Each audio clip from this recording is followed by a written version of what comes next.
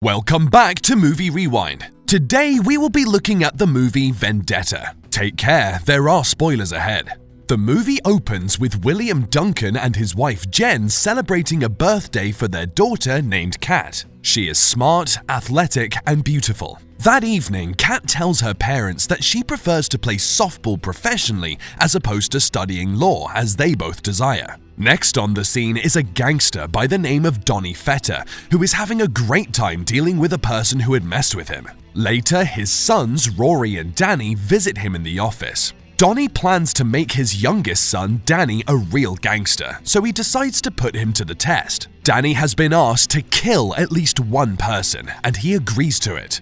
Kat has just finished her game and William comes to pick her up. The two of them go for tacos. During the drive, they start a light conversation. She promises to juggle obtaining a law degree as long as she can also play softball. It is a lovely and heartfelt conversation, but it comes to an end when they get to the cafeteria and William has to get out of the car. Sadly, the gangsters were closing in quickly. As soon as Kat notices them, she quickly locks the door to the vehicle. They take notice of this and stop abruptly in front of her. Kat tries to flee when she notices their weapons, but unfortunately she doesn't react quickly enough, and Danny kills her despite her cries for help. William dashes outside after hearing the shot.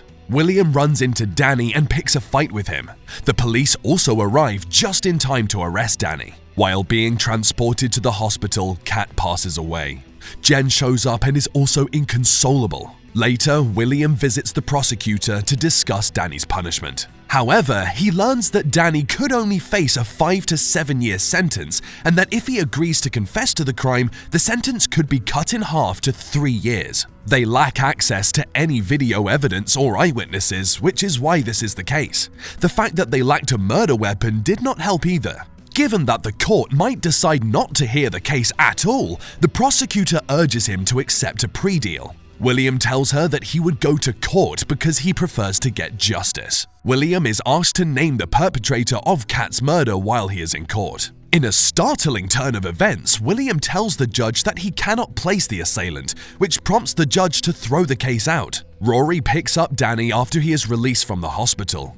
The fact that they can now do whatever they want has made them happy, as Rory emphasizes. While they are on their way to meet their father, who affirms that Danny is a man now and has the authority to rule the streets, William begins to follow them. While William is waiting in his car that evening, a prostitute approaches him and asks if he needs her services. She departs from William after hearing him say he is good. Soon after, he sees Danny exiting a den, so he begins to follow him and eventually knocks him down. Danny recognizes him, but William moves to the car trunk and returns with a bat. William mercilessly beats him with the bat until he died. He returns home while driving nervously. First, he cleans the blood off his car, then the bat as well, before throwing it in the trash. He enters and discovers Jen watching Kat's birthday video.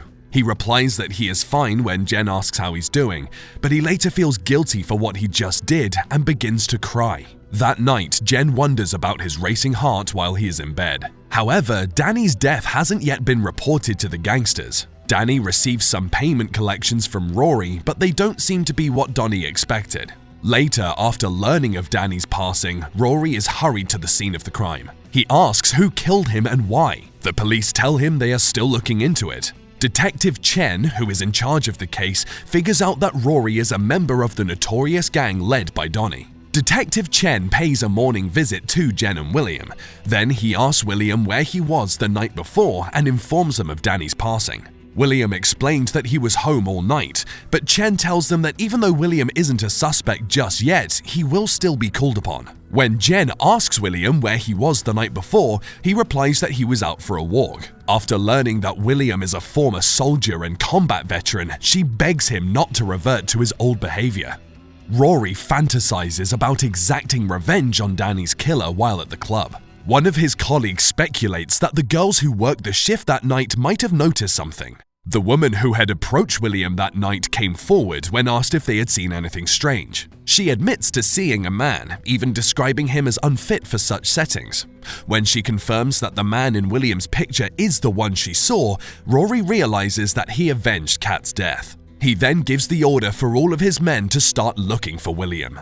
The following day, while William is outside a cafe, Rory and his colleague move to attack him. William, having noticed them, already engages them and runs away. They pursue him before finally taking him out. Rory catches up to him and says he wants to see him die after killing Danny.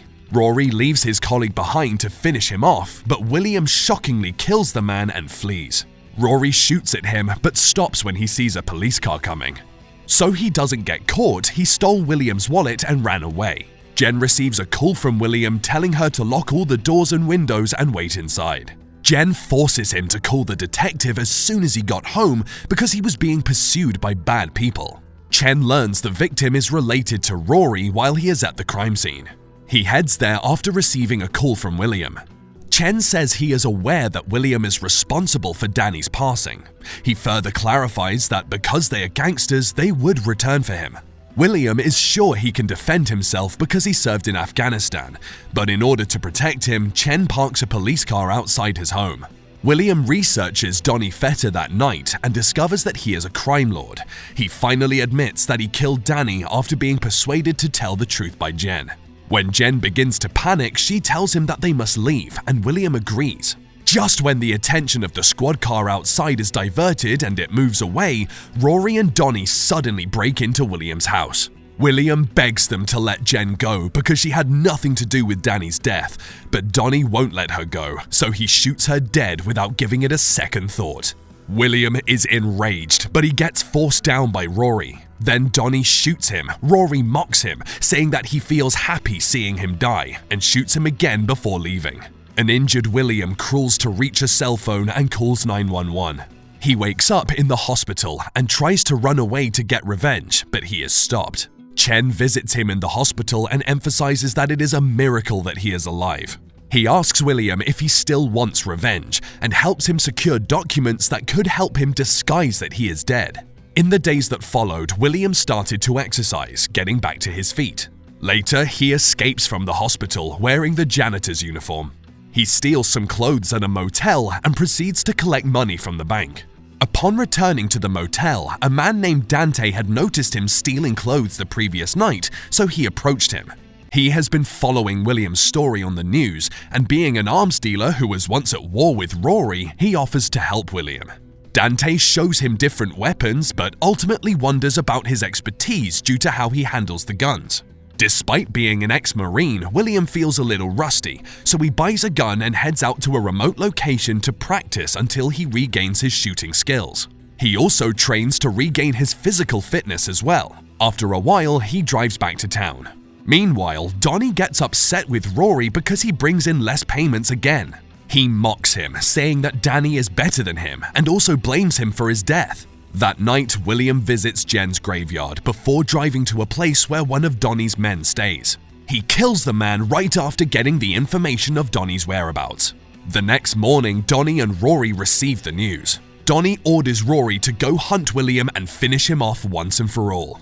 The group moves out, but they don't realize that William is already there. William hits the guard outside, makes his way to Donnie's office, and kills him. William grabs Donnie's phone and calls Rory with it.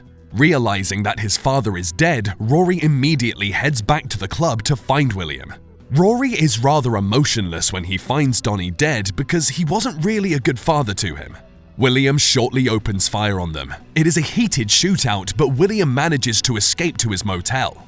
Rory follows him there and a shootout begins again. William drives off, but the gangsters follow closely behind. At the end of the day, it is just Rory and William left. Rory calls for William to come out so they can fight man to man. William tries to attack him, but Rory cunningly shoots him instead. He is about to shoot again when William stabs him in the neck with a screwdriver. The police arrive at the scene and Chen finds William barely holding on to life. The movie ends with Chen declaring it was a worthy fight just before William dies.